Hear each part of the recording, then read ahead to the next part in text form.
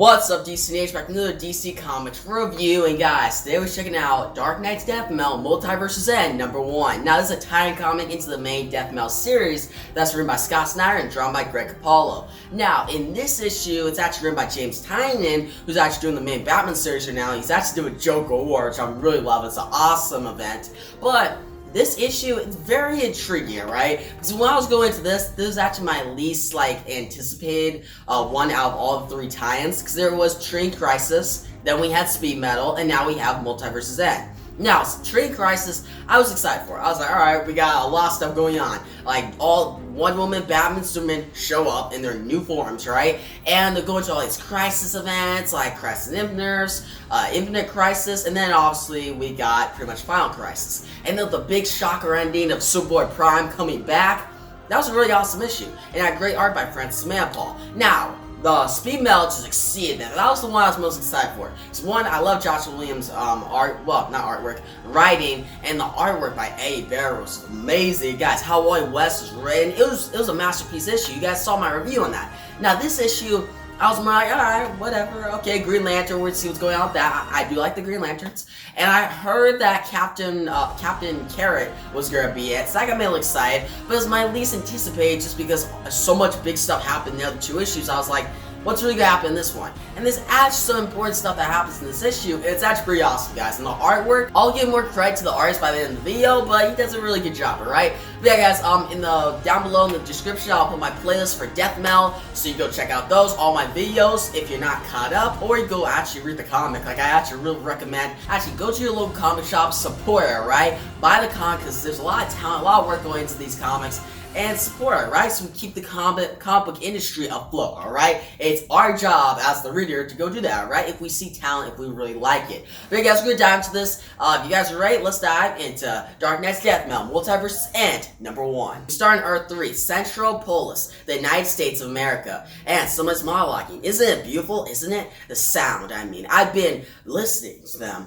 hum of it for weeks now. And you can just say, all of them wondering why they haven't been saved yet. All the fear and agony of the little people you're so earth-wringing for to keep Perpetua powered as she destroys universe after universe, calling out over and over for the heroes. And what happens here, guys, is we're seeing all the people just connect to this antenna and go through torture. Now, we see a ship, and it's actually one of pretty much the evil Batman, Owlman. And he says, but of course, they're much too stupid to understand they've stepped through the dark side of the mirror. And we see John Stewart, he's captive. And Owlman continues to say, trust me, Green Lantern, it's better they don't find out you're here at all. It would only give them hope, and that's cruel at this point. Good now prospers on Earth 3. The crime syndicate has always seen to that.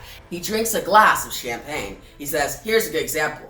This champagne cost $2,000 a bottle. It was a bribe from the Prime Minister of some horrible little country so we wouldn't kill his family. It didn't stop us, of course, but I raided his wine cellar after we did the job. And John Stewart says, you're disgusting. And Owlman's like, it speaks. Good. I want you to understand how thoroughly you've already lost. And he says how pretty much Perpetua is taken over, and there's only 6 pretty much universes left. We pretty much got Earth 3, which is the crime syndicate Earth, with Owlman. Then we also got Earth X, which is like the Nazi Earth. We literally got a whole crossover in the CW about it. Then we got Earth 29, which is like a Bizarro universe. Then we got Earth 43, which is like Vampire Batman. And then we got the most interesting one, in my opinion, Earth 50, which has the Justice Lords, which is a reference to pretty much a Justice League animated series episode. I'll actually get more into that later in the video, but what we see here, guys, is Owlman can just say, now, you and all your grandstanding chest-pounding hero types, your plan is obvious enough. You managed to scrounge up the last heroes of the multiverse, Justice Incarnate.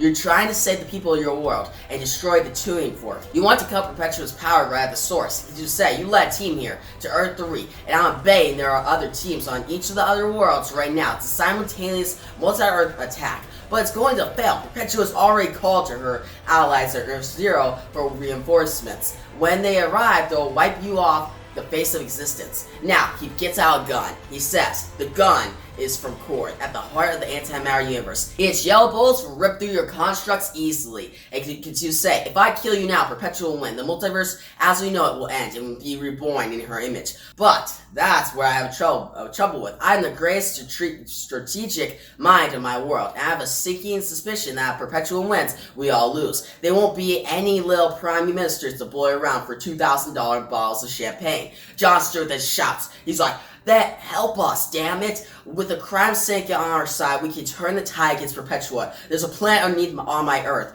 If these towers come down in time, we can stop her. Now, Owlman says, God below, I hate the people of your world. You sit at the center of our multiverse and you act like you're so much better than us. Can you hear the self-righteousness in your voice right now? And Jon Stewart says, if you're not interested in helping, then you would have already killed me. Owlman says, oh, I don't want to help you. If I could sit back comfortably on this world and watch all your people burn alive, I would be cool with that. I would actually get some popcorn. And he says, but this is a personal matter. He cracks his glass of champagne and says, I know how the multiverse is meant to work.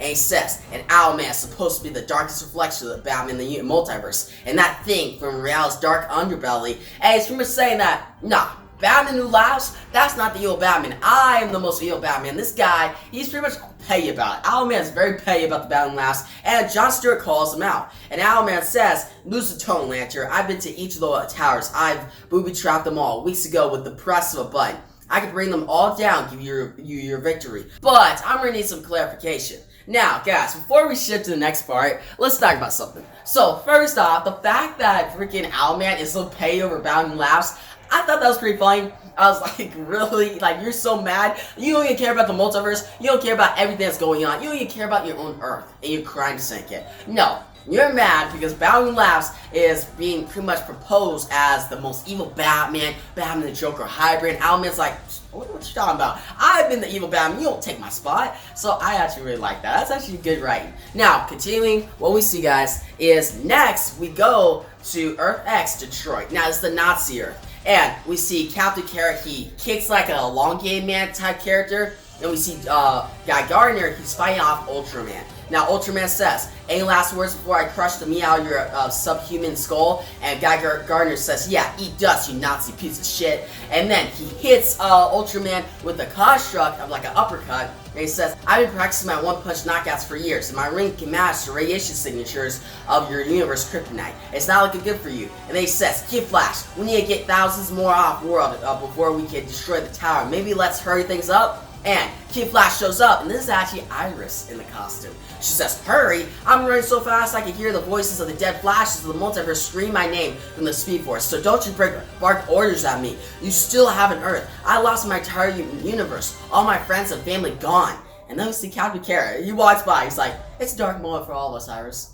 I can't think of a time I've ever been this scared of or tired. The psychics of my universe are different than any of yours. I feel like I'm on the edge of collapse, but by some miracle, even with trillions of lives lost at Perpetua's hand, we're still standing, we're still fighting. We need to keep pushing forward with all our might, because as long as there is people in peril, this multiverse is going to need heroes. And he smiles. He says, I know you miss your friends and your family, and we'll have time to mourn. But right now, a lot of innocent people need Kid Flash to save the day. And my gosh, I think she's got it in her to save each and every one of them. Now, Iris is like, thanks, Cap. And that's when we see Iris go up to Guy Gardner and say, okay, I need more doors open by the foot of the tower. If you can keep the Nazis off my back, I get the rest clear in just another 10 minutes. That hurried enough for you? And Guy Gardner says, yeah, that'd be just great. Now, she speeds off, and then Guy Gardner says, thanks, Captain Bunny, is it? And then Captain Carrot says, Captain Carrot. And Guy Gardner says, yeah, you did great, kid. Now go punch some more Nazis. And Captain Carrot says, sir, yes, sir. Now, we then shift to Earth 29, and Guy Gardner is calling in to Hal Jordan Green Lantern. He's like, okay, these transmitters from the House of Heroes better work, damn it. I want an update. Calling all lanterns. Now, Hal Jordan says, I hear you, Guy. My team is making headway. We've nearly cleared the tower. I'm doing my best to keep the Bizarros off their back. And then we see Kyle, he's going against these vampires. He's like, Kyle here, I created an artificial sun to keep the vampires from interfering with our work on the tower. And I swear to God, if we survive this, one of you gets to take the trip to Vampire Earth next. And then he says, and if I go down, I'm coming to bite you all. He's like, hey, if I get bit by a vampire, I'm coming for you guys first. Now, then we see on pretty much the world where the Justice Lords are, we see Jessica Cruz and Simon Baz, and Jessica's like, Kyle, wouldn't really do that. And Simon Baz is like, he's joking, Jessica. Now, Jessica says, well, he should joke while we're in the thick of it, like this. When we see the Justice Lords, they're just ashamed.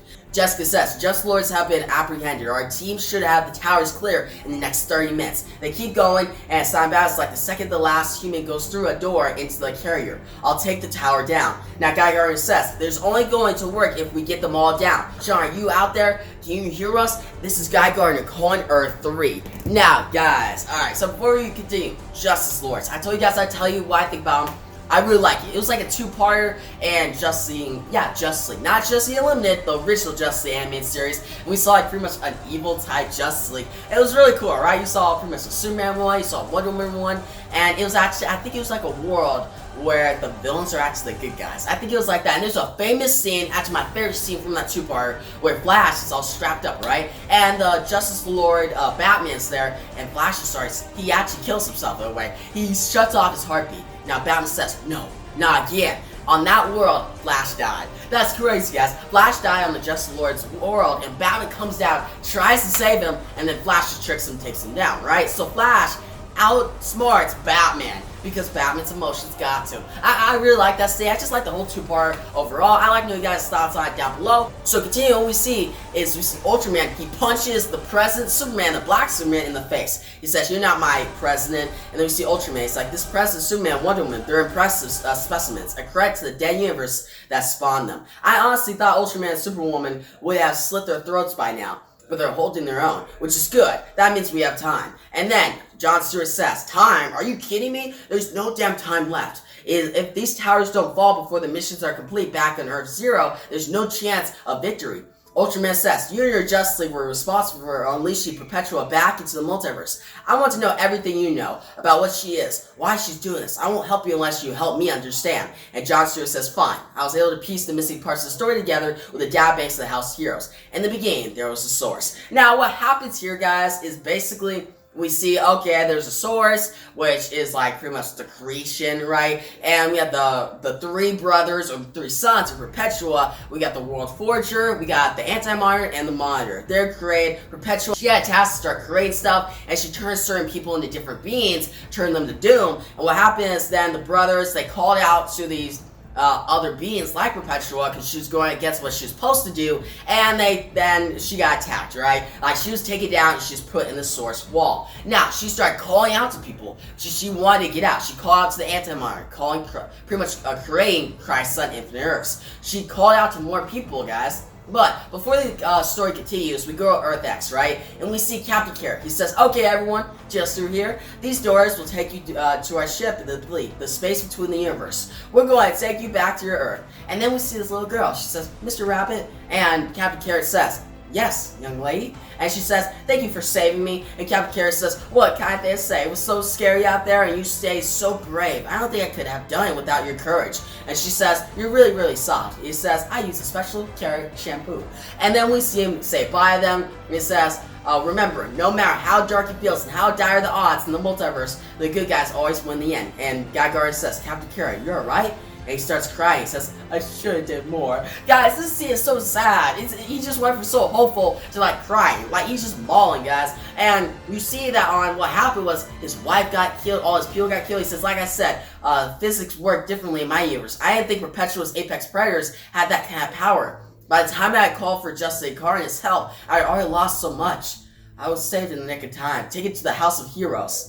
Except Perpetua was too powerful. All we could do was jump from world to world, saving who we could. But it was a losing battle. And he continues to cry. He's like, it felt so hopeless until you Green Lantern showed up. We thought the center of the multiverse had been lost. And Guy Gardner says, I hate to say it, but it's still pretty lost. Overrun by monsters from the Dark Multiverse, nightmarish versions of Batman. Our people there have a plan now to reset things and put it all back like it's supposed to be. We see in the background all the evil Batman like Batmage, the evil Batman Beyond, which we still haven't got an orgy for. And we see Captain Carrot says, I wonder if my world will be born again. The Zoo Crew will have another day in the sun. And Guy Gardner says, I sure as hell hope so, Cap. I hope all these lives are set. Now, Kid Flash shows up. She says, there's something wrong. And Guy Gardner says, More Nazis? I definitely punch a few more Nazis. And Captain Carrot goes from crying to like, alright, let's go. He gets all confident, and Kid Flash says, it's not the Nazis, there's something more. There's been a new incursion in this universe. And she looks up, she says, and it doesn't look so good for us. And Captain Carrot says, no,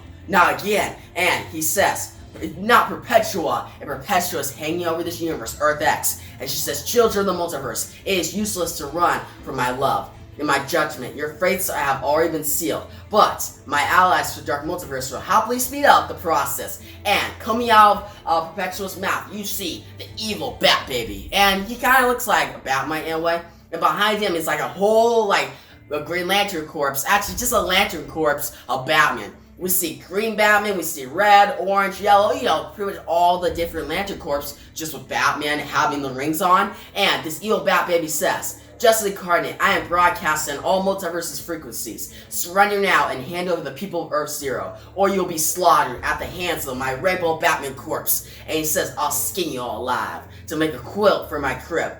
Don't test me, I'm very cranky. And guys, this is a very funny part, because, come on. An evil Bat Baby. Guys, I thought the story in Dark Knight's Death Metal, Legends of the Dark Knights, that story like Bat Baby and stuff, it was drawn well, it was interesting, but we didn't get that much of it. But this is where Bat Baby, he shines. And the fact that we have like a rainbow Batman corpse, like that's just crazy. I love it. He says, stand down, Ultraman, and the different Rainbow Batman Corps says, the Rainbow Batman Corps has it under control. And Ultraman says, the what? Superwoman says, looks like the cavalry is here. And you see on each Earth, all these different like evil Batman that have lantern rings show up. They show up to the Bizarro universe, to the Vampire universe, to pretty much the Justice Lord's universe. And you see John Stewart yells at Ultraman. It's like, enough, Owlman. You've had your history lesson. There isn't time for any of this. And Owlman says, I won't make my move until I understand the stakes and my place in all of it. I need to understand how I benefit from betraying Perpetua. You still need to convince me. And John Stewart says, fine, just know. This next bit is hard to grasp, because with each of these shifts, my history has changed. Crises are strange. It's difficult to remember the exact events after they've happened, like a memory of a dream. But from what I understand, this is the truth. And what happens, he says that Perpetua, she pretty much started making connections throughout the universe over time. She caused Zero Hour with Parallax and Hal Jordan. She caused different places like pretty much Convergence, all these different crises, right? And she caused Final Crisis with Darkseid. And most of all, she pretty much whispered into Barbados and had him become a villain and cause Dark Knight's Metal, the original one.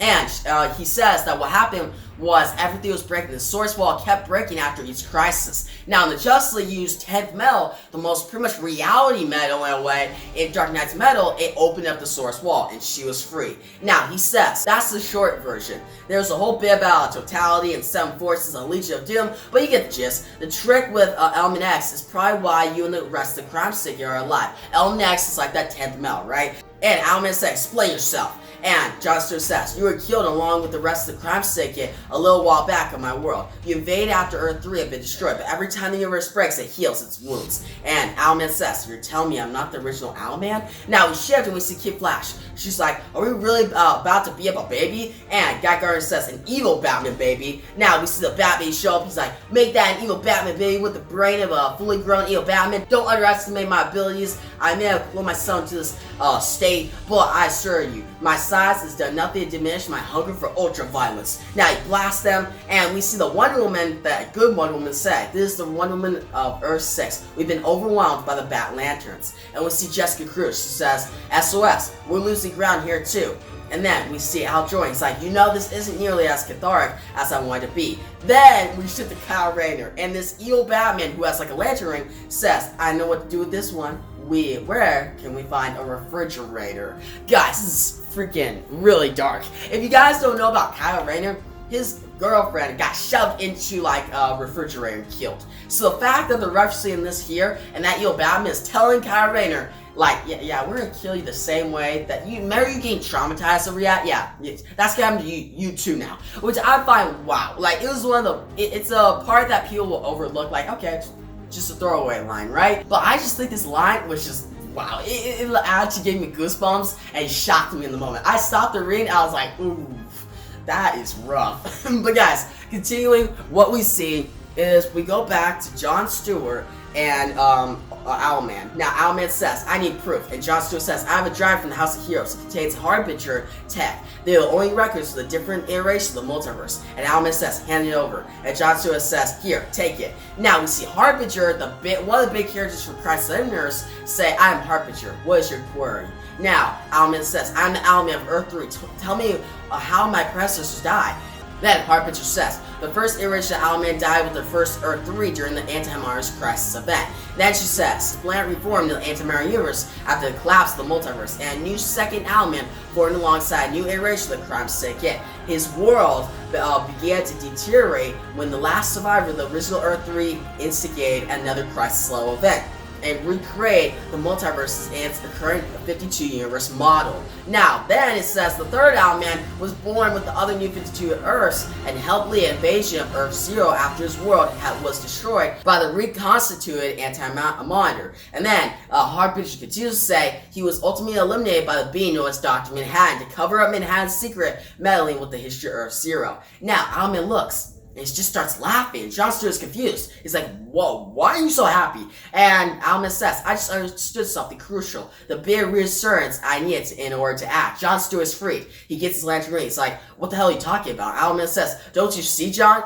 I've existed in every iteration of our multiverse. If it survives, that means I survive. Now we see Owlman go through a portal and make it to this fight between pretty much the old Ultraman, Superwoman, the evil Bat Lanterns, Batmite, and also like Captain Carrot, Guy Gardner, and Kid Flash. Now, we see Owlman shows up and says, Ultraman, I just want you to know that I've always dreamed of doing this. And Ultraman says, the hell are you on about, Owlman? Now, Owlman then kills him right on the spot. And Ultraman says, you treacherous son of a, and he's just dead. Now, that's when we see the Wonder Woman of Earth 6 say, by the gods, he's killing his own teammates. What kind of twisted world is this? So, Owlman is killing his own teammates, and Owlman says, this is the original Twisted World, the real deal. Now get the heck off my planet. And then, the President Superman says, wait, just a minute here. You're the one who took Jon Stewart down. We're not leaving without him. Now, Owlman says, oh please, pull up a fight. I'm feeling incredibly powerful right now, and I can't think of anything that would make me feel better than murdering some heroes. Now, the President Superman says, you're not murdering anyone, but that's when we see Jon Stewart shows up. He's like, enough. He's on our side. And the President Superman says, you can't be serious. Jon Stewart says, I'll explain the carrier, but we need to get off world immediately. That's the deal. That's when we see Wonder Woman. She's like, what about the tower? And Owlman says, that's my mission, chumps. Don't let the door hit you on the way out. And the President Superman says, I've always hated that Earth. And Wonder Woman says, John? And Jon Stewart says, this is Jon Stewart. I'm back in radio communication. I need all remaining speedsters on Earth 3 now. We only have minutes to evacuate the Crisis Tower and get out of that universe, out of all these universes. And Guy Gardner says, John, what the hell is going to happen in a couple minutes? And then we see Owlman. He hits a button. He says, alright, that should be broadcasted directly across the multiverse frequency you ridiculous bats are using. This is Owlman with a simple message to which every one of you is in charge. A chef. Bats aren't welcome on Earth 3. So he's making a stand, guys, and that's when the evil Bat Baby says, oh, that wasn't very clever now, was it? He shows up, and he's about to fight Owlman, and he says, my Rainbow Batmen have already taken back the towers. Soon we'll chase the lanterns down to the bleed. We'll take the people back in the name of Perpetua. He says, you side with the losing team after they already lost. What sort of idiot backwater world is this? And Owlman says, the bad kind. Now the evil Bat Baby says, what are you smiling? What is that? No. And then Owlman pressed the button, and we see the evil Bat Lanterns, they're just confused, and then they all blow up. And Owlman says, he looks and smiles, actually, and the evil Bat Baby says, no, I'm Batman, I can't lose. And he shouts like, I'm gonna eat your heart with my baby teeth. So he's getting very desperate. Well, we see next Owlman is blasting into this tower,